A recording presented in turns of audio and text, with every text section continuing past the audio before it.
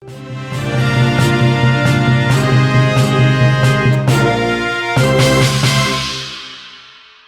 beralih ke informasi selanjutnya, Saudara. Kemunculan seekor buaya di permukaan Sungai Batanghari menghebohkan warga desa Sungai Bengkal Barat, Kecamatan Tebo Ilir, Kabupaten Tebo. Hambali perangkat desa Sungai Bengkal Barat membenarkan kejadian tersebut. Yang mengatakan buaya muncul di tengah Sungai Batanghari dan berkeliling dari arah pelabuhan penyeberangan Sungai Bengkal Barat menuju ke Kelurahan Sungai Bengkal. Informasi lebih lengkapnya akan disampaikan oleh rekan jurnalis kami dari Tribun Jambi, ada Sopianto di sana. Halo Sopian. Halo, Firda. Ya, Sopian, bisa Anda informasikan bagaimana awal mula munculnya buaya itu di Sungai Batanghari ini?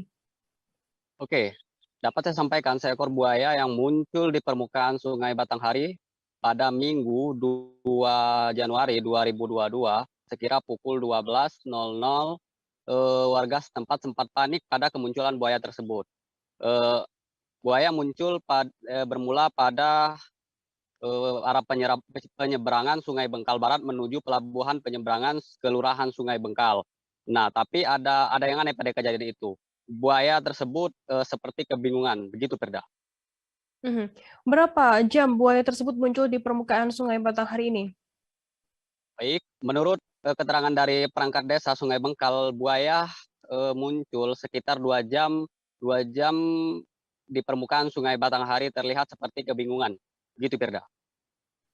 Apakah sudah ada imbauan begitu terkait adanya munculnya buaya tersebut dari pihak pemerintah setempat? Baik, saat dikonfirmasikan kepada Camat Tebo Ilir, berpesan kepada warga di sana untuk hati-hati dalam beraktivitas di Sungai Batanghari, seperti melakukan mandi di Sungai Batanghari ataupun melintas di Sungai Batanghari. Demikian Firda. Berarti buaya ini tidak ditangkap oleh pihak oleh pemerintah setempat dan juga warga di sana berarti, Sofyan?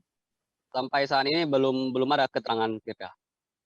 Baik, terima kasih rekan jurnalis dari Tribun Jambi, Sofianto, atas laporan Anda. Selamat bertugas.